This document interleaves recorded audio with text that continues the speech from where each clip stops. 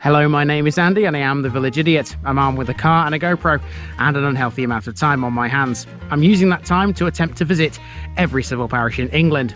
You're watching the East Lindsey series. This is the biggest district in Lincolnshire, containing 188 civil parishes.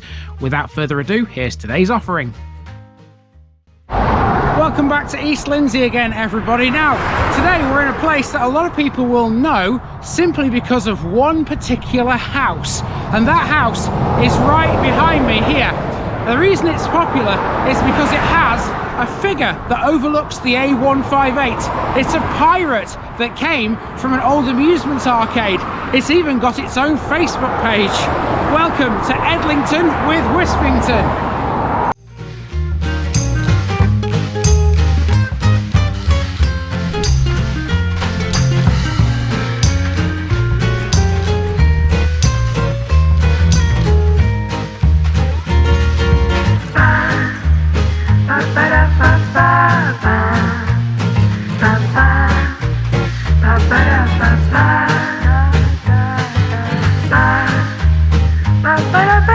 The East Lindsey series is sponsored by Gainsborough Cycles 01427 617 752. For all your cycling needs, this is your one-stop shop, located at 20 Ropery Road, Gainsborough, or online at gainsboroughcycles.com. There's a link in the description.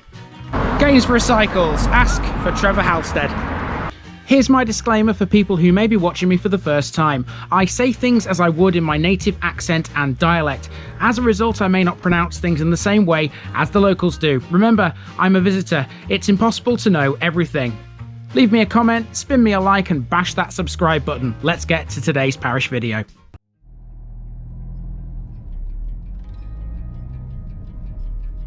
Edlington with Wispington, Elda's Farm and Thicket Farm. Hello East Lindsey, we're back again. Today we're going to explore two of the smaller villages in the district, but one of them is well known to travellers on their way to Horncastle and Skegness. This is Edlington with Wispington, two villages that occupy a slice of countryside just to the north of Horncastle. They were separate neighbouring parishes a long time ago, but were merged with each other to form the boundaries we have today. They are farming communities predominantly, although the same can be said for a lot of these rural locales. Edlington is a linear village which begins at the A158 and ends deep in the heart of the countryside. Its most famous landmark is a seafaring figure which has stood guard over the A158 for at least the last 25 years. Originating from an old amusement arcade, many people sound their horns when they pass him. He's so popular, he's even got his own Facebook group, which is linked below. Edlington otherwise features a church and a few lovely houses, but its other main attraction is its tranquility. The same can be said for Wispington, but in that place you're far more likely to encounter farm vehicles. It too has a church, and it's well worth a look. So let's go walking again, but hopefully the Edlington pirate won't make us walk the plank.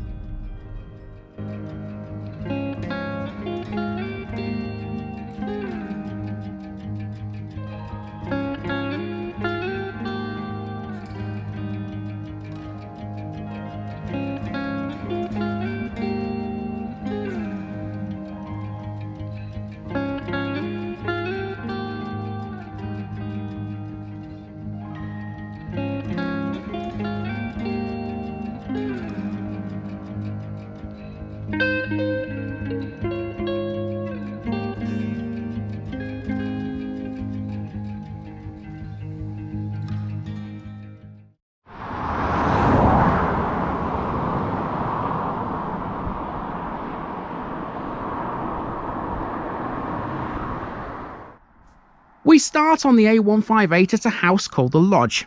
This in itself is a notable building, but it's what stands in its grounds that people come to see. Ladies and gentlemen, I present to you the Edlington Pirate. Sometimes known as the Guardian at the Lodge, the pirate has presided over the A158 for years, much to the amusement of trippers on their way to the coast. He was rescued from a scrapyard belonging to a former owner of the lodge and originally came from an amusement arcade. People love him. He even underwent a makeover at one point after being vandalised. If you want to join his Facebook group, I've linked it below. I am a proud member. Let's explore the village now. The Edlington Pirate can be found right at the eastern end of the village, and it's a linear settlement, so you can only go west from here. The main road is called the Grove. Edlington is full of massive houses, some with values that probably read like telephone numbers. It's a very well kept and well maintained village, and it's leafy too. Several houses have beautiful gardens and grounds, and you're never far from a tree or two. Here's one such example in full springtime blossom. Next we have the church. Grade 2 listed, this one is dedicated to St Helen. Originating in the 12th century, it was rebuilt in 1859 by James Fowler of Louth, but retained its Norman tower arch and early English font. The tower arch dates from around 1100. There's also a 13th century arcade built into the north wall of the nave. Like many churches in this area of the county, it's built of greenstone, another term for Spilsby sandstone. Together with the churchyard, it's probably seen at its best during the annual Edlington Snowdrop Festival, which is held here every February. Upon leaving the church, we find some more beautiful houses opposite. Edlington can't lay claim to many, indeed there's only 105 people that live in the village. The grandest of all the properties here was demolished in the 1840s. That was Edlington Hall, which was owned by the Hassard Short family, who held an estate of 2,700 acres. This is the modern Edlington Hall next to the church. The present hall is on a different site to its predecessor. Red brick additions of around 1900 encase a house originally built in 1840, of which only the gabled and barge-boarded frontage remains.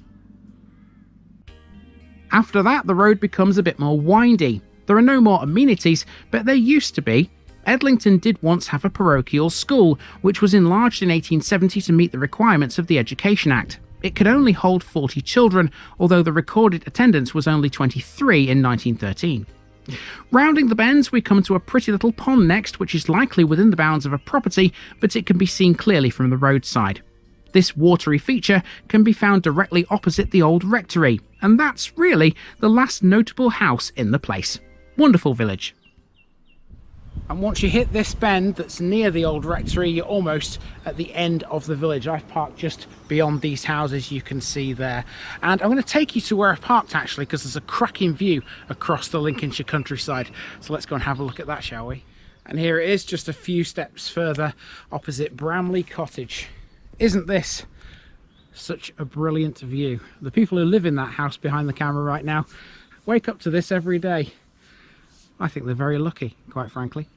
Now, we are done with Edlington, but of course this parish is Edlington with Wispington, so we do have another settlement to go and have a look at. It's much smaller than Edlington, and really it's only got one landmark, and that would be another church. So, that way, let's go find it.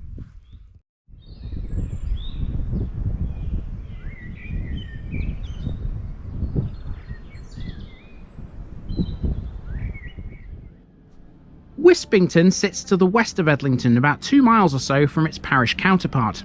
Again, it's a farming settlement like Edlington is, but here you are far more likely to see and hear farm machinery moving around. That's in part thanks to Grange Farm, which dominates the centre of this tiny village. Wispington was its own parish until 1987, when it was abolished and merged with Edlington. It still has a church dedicated to St Margaret, but these days it's redundant. The church building can be found off the small lane that leads towards Grange Farm. Let's have a look at it. A Grade 2 listed building, this was constructed in 1863 by John Atkinson of York and consists of a western tower, a nave, a chancel, a south porch and a vestry. It's made of grey sandstone. Inside, the font, pulpit and a relief of St Margaret were carved in stone by the vicar, Reverend Charles Pratt Terrow. Monuments here include 2 dedicated to the Phillips family, one dated 1715, the other 1720. They lived at Hall Farm during the late 16th and early 17th centuries. The church was declared redundant by the Diocese of Lincoln in 1975, and it's now closed, but it's still beautiful. And folks, that will do us for Wispington, and with it the entire parish. How many villages do you know that are protected by a seafaring scoundrel? Well, now you can at least say there's one you know of. Next week we're off to another tiny village, but that one's got a very different history. See you soon in the literal heart of Lincolnshire.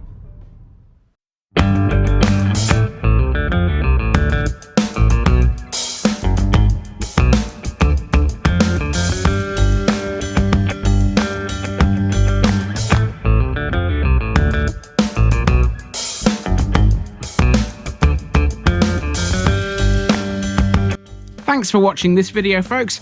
Don't forget to like this episode if you haven't already. It really makes a difference with YouTube. If you're new here, subscribe to the channel for more videos like this, and give us a share too if you've got friends who'd like it. You can find all the links to my social media accounts below, as well as my Buy Me a Coffee page where you can donate to the channel. Also, if you've enjoyed this episode, have a look at some more videos in this series. Until next time, I've been Andy, also known as the Village Idiot, and I'm out.